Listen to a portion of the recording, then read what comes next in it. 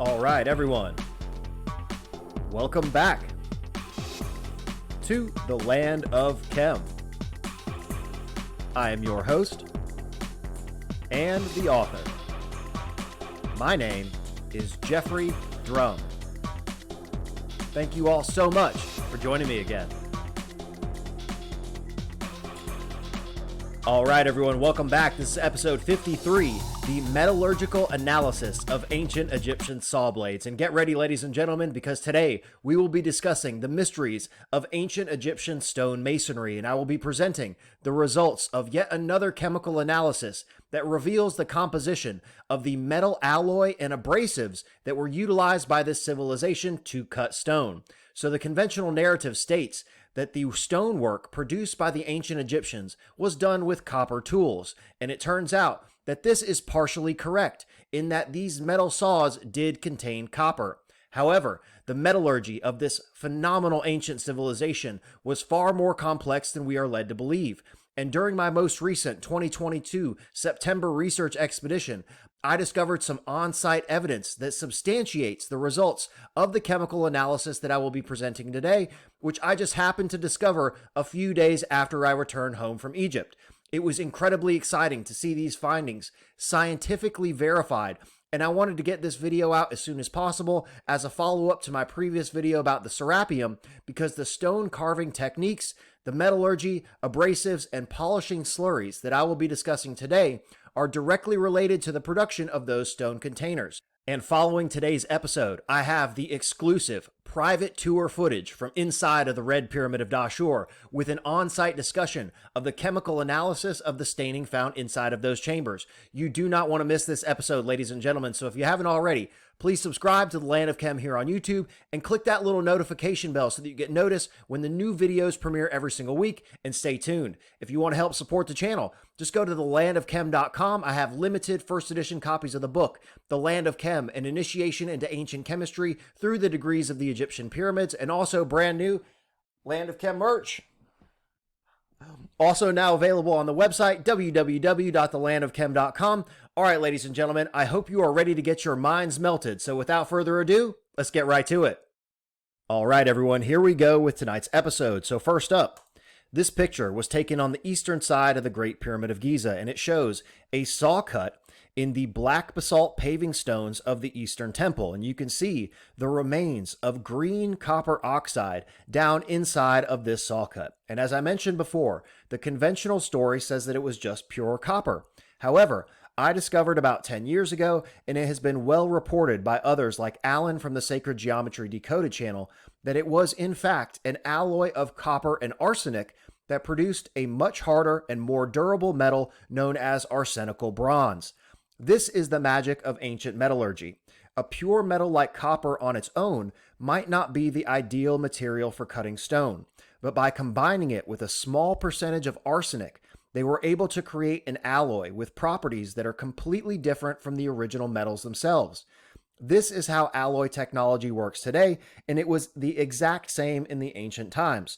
So seeing this copper oxide deposit inside of the saw cut was step one in confirming with on-site evidence that these saws did contain this copper arsenic alloy. However, there is much more to it than just the saw blade itself. Next up, these two pictures are from Abu Sir, and they show a spectacular saw cut into black basalt. And you can see here these slightly curved striations left by the saw blade as it cut down into the stone. And here is the edge where the blade stopped, and I'll show you a close-up of this area next. And side note, this is probably one of my favorite pictures from any of my trips to Egypt. And you can see here the end of the saw cut, which indicates the thickness of the metal blade.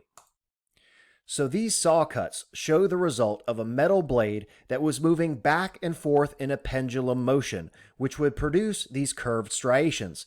And this has been shown and proven experimentally many, many times, including once again by Alan from the Sacred Geometry Decoded channel. And I would put a link to his most recent video in the description below, because he has been discussing this exact same thing for many, many years. And here is a depiction of a massive ancient Mycenaean pendulum saw that is well documented in the historical record to cut stone. If you have a hard and durable alloy for your saw blade and the right abrasive, cutting stone does not require quote-unquote lost ancient high technology, end quote. All it requires is knowledge of physics and the right materials, which leads me to my next point, revealing the second part of the ancient stone cutting mystery by explaining exactly what you see here in this image. So here on each side, you have the team moving the saw back and forth within the pendulum framework. These guys here are controlling ropes that dictate the height of the saw blade. And this guy here in the center is doing the stone cutting magic and pouring the abrasive, the most critical ingredient and the true secret of how these stones were cut. So now let me show you a video of what a simple, manually operated pendulum saw with a curved copper blade can accomplish. And then I will show you how I think these stones were really cut. And pay close attention to the results at the end of this short video. Look at the saw cut that they produced and keep that image in mind as we move forward.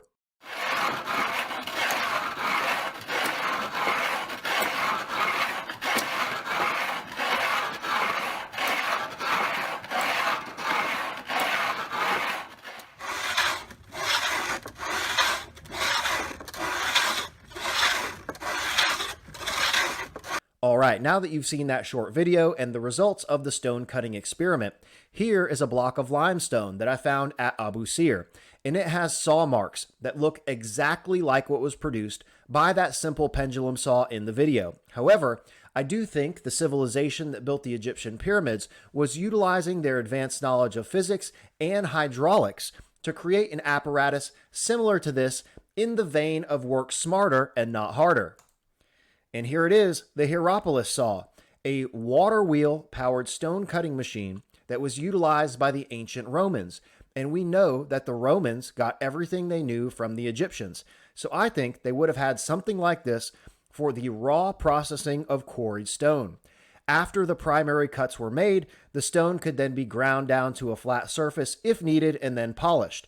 This wooden apparatus could be scaled up to house a much larger saw blade that operated between two pendulums, as we saw in the previous slide, or scaled down for smaller stonework as seen here in the diagram.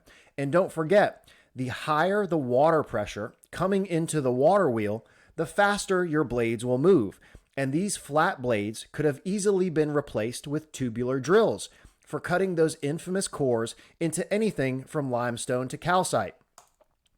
And with calcite specifically, the speed and the hardness of the tool would be critical because of the brittle crystalline nature of the stone.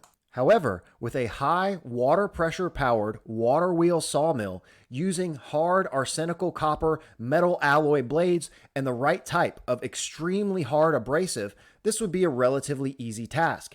And just imagine hundreds of these stone cutting devices installed in the quarries to process rough stone, and teams of men working at each site to finish the blocks. The finished stones were then floated in the canals directly to the river and then floated to the construction site as shown in my previous episode, Building the Great Pyramid with Water, and I'll put a link in the video description below.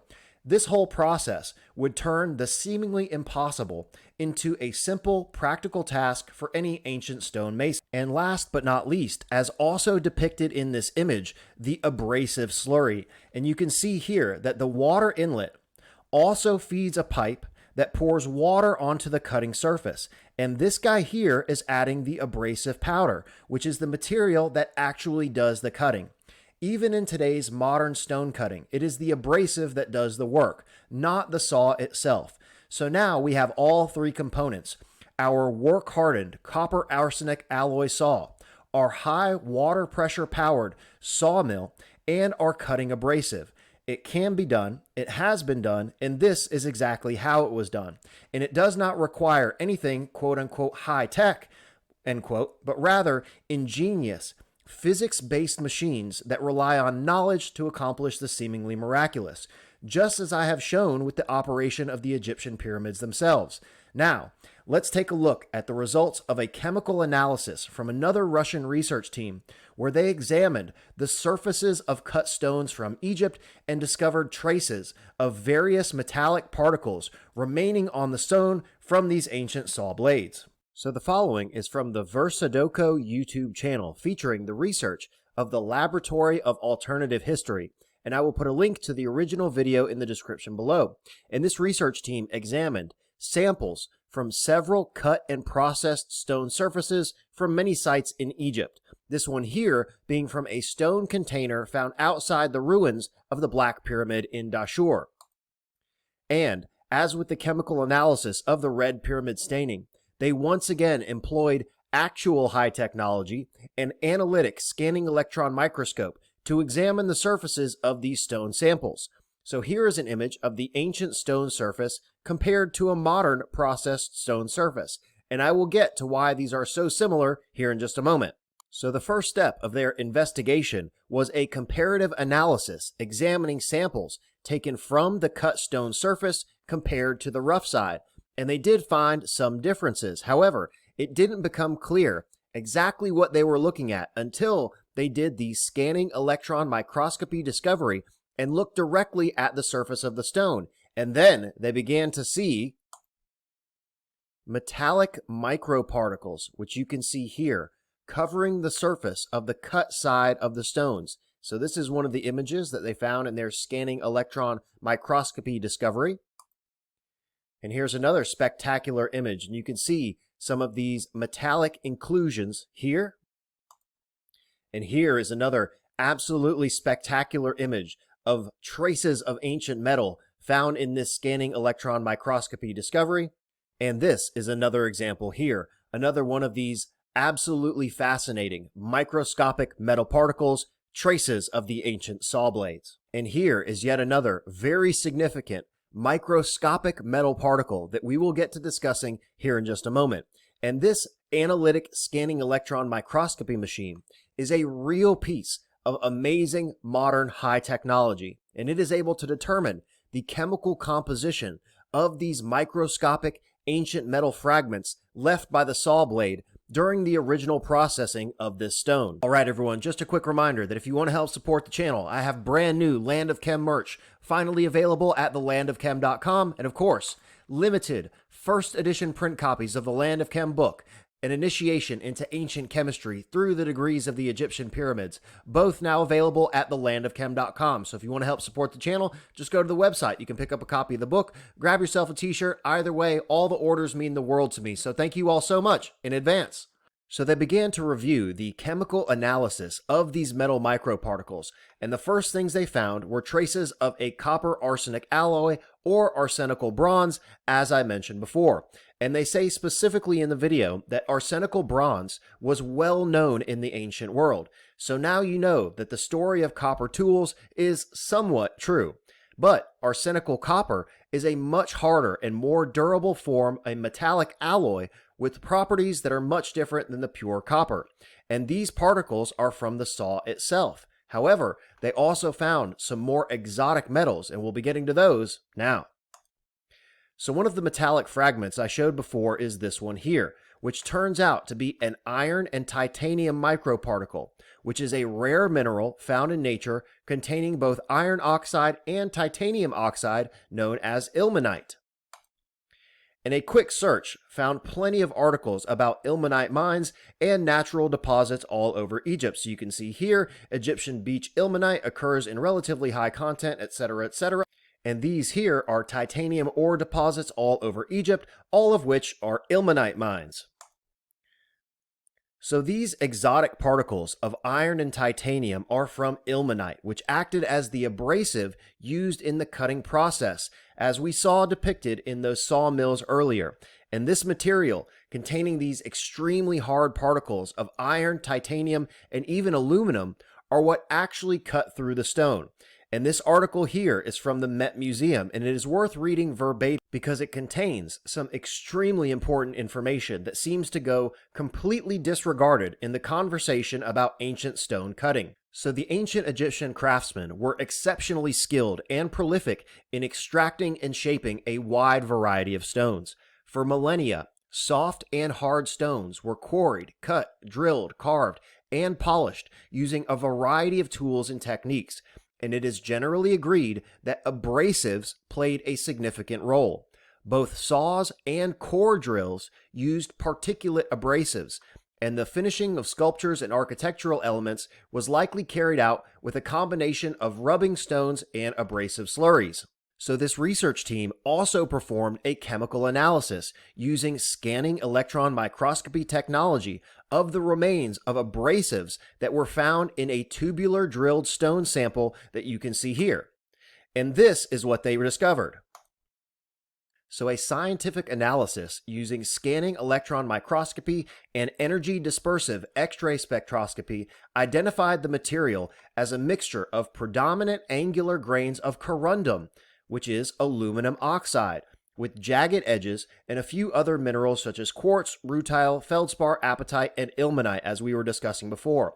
All of the minerals mentioned here are oxides of silicon, titanium, iron, aluminum, etc. So these minerals all contain incredibly hard metallic particles that function as the abrasive in the cutting process. So these abrasives were also dispersed with several particles of corroded bronze and green copper corrosion products that are intimately dispersed among the above mentioned particles, imparting the light green color. So the arsenical copper is the saw blade itself, and all of the remains of these exotic metals, aluminum oxides, titanium oxides, iron oxides, etc., are all resulting from the abrasive. So once again, the arsenical bronze alloy particles are coming from the saw itself, and these exotic metal microparticles of titanium and iron are coming from the ilmenite abrasive. And this goes along very nicely with the conventional understanding of ancient stonework. However, and you know I'm just getting warmed up here, I have proposed that this civilization was involved in advanced chemistry, and the acids being produced on the Giza Plateau within the Great and Central Pyramids were being utilized in sophisticated metallurgy. So it was no surprise to me that they also found more complex metal particles in the scanning electron microscopy discovery that was performed by this laboratory of alternative history.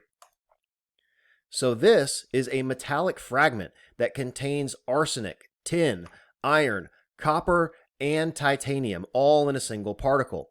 Now this could have been produced by a fusing of particles from the metal saw blade and the abrasive powder during the intense heat of the sawing process. However, I am certainly not opposed to the idea that the blade itself could have been made from a more advanced metal alloy because the civilization clearly had access to, and as I have shown before, an extensive knowledge of iron ore, titanium ore, arsenical copper ore deposits, etc. to mine all of these metals.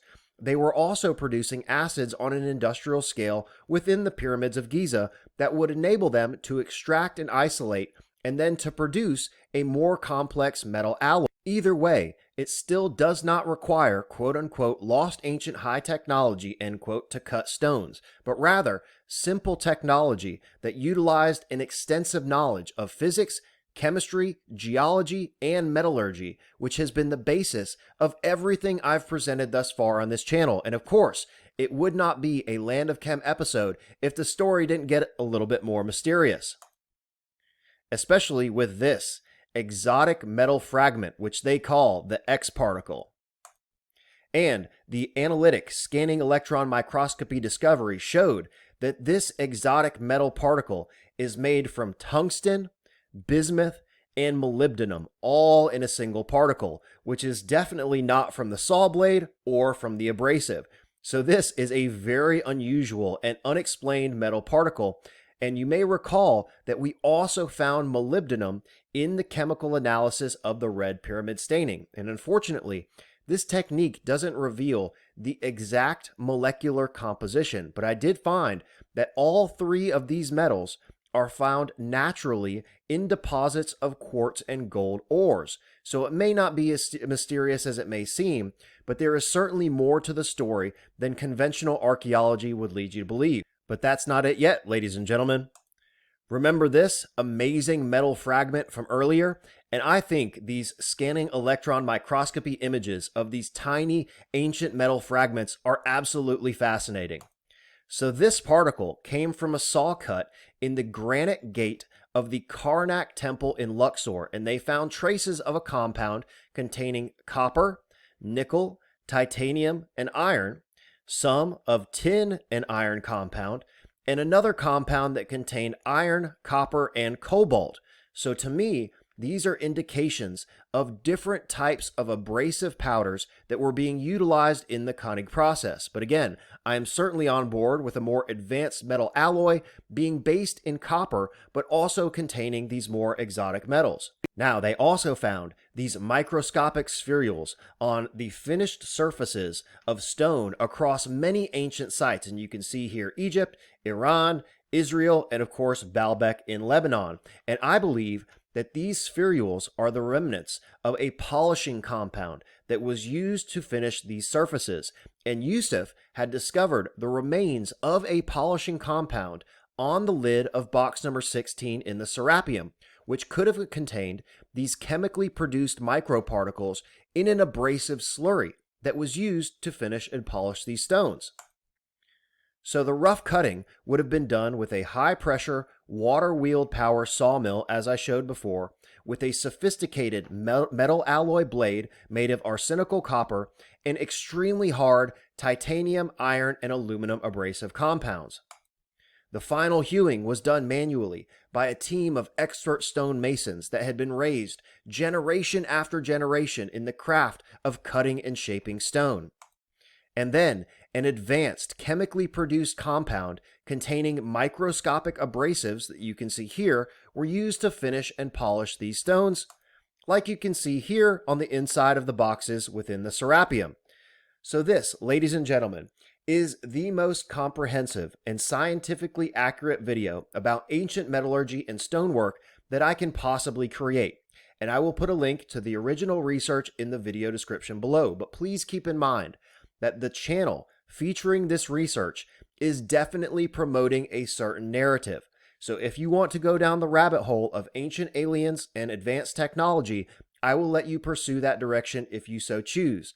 I made today's video to show you how it is in fact not ancient aliens or lost ancient high technology, but that these stones were cut with a copper arsenic alloy metal saw blade and an abrasive powder that contained aluminum, titanium, and iron, which is found in the preeminent minerals of ilmenite and corundum, which are found all over Egypt. And I have proposed in all of my previous videos that this civilization was predicated upon its knowledge of chemistry, which clearly included a deep understanding of the geology of the area and the unique properties of these minerals and metals. And once again, these modern chemical analysis using real high technology are providing valuable scientific insight to the knowledge and the secrets of this ancient civilization. And that is it for today's video. This was episode 53, the metallurgical analysis of ancient Egyptian saw blades. I really hope you enjoyed today's video, and I know that over the past few episodes,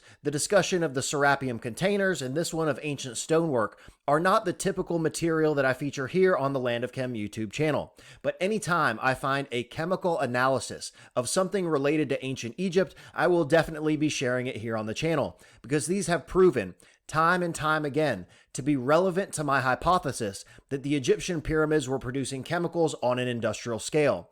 Also, metallurgy is of particular interest to me, and it is so beautifully interwoven with all of these other ancient sciences, and I have a lot more about this civilization's knowledge of exotic metals coming up soon, with the next episode in an on-site tour of the Red Pyramid of Dashur and a discussion of the chemical analysis of the extrusions inside of those chambers, and yet another discovery of a metallic coating compound found on the containers inside of the Osiris shaft system that I will be featuring along with my exclusive footage from that adventure in an exclusive full episode coming up soon. So if you haven't already, please subscribe to the Land of Chem here on YouTube. Click that little notification bell so that you get noticed when the new videos premiere every single week, and stay tuned. I have a lot of awesome content coming up very, very soon. Thank you so much to everyone that's recently purchased a copy of the book or grabbed a t-shirt.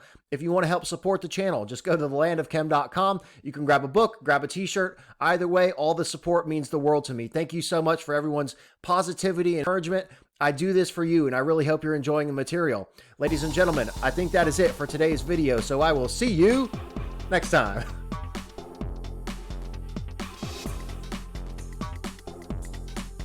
Yo, are you still watching this? Please subscribe to The Land of Chem here on YouTube and click that little notification button. New videos coming out every single week. And check out this other episode. Come on, do it. Do it now.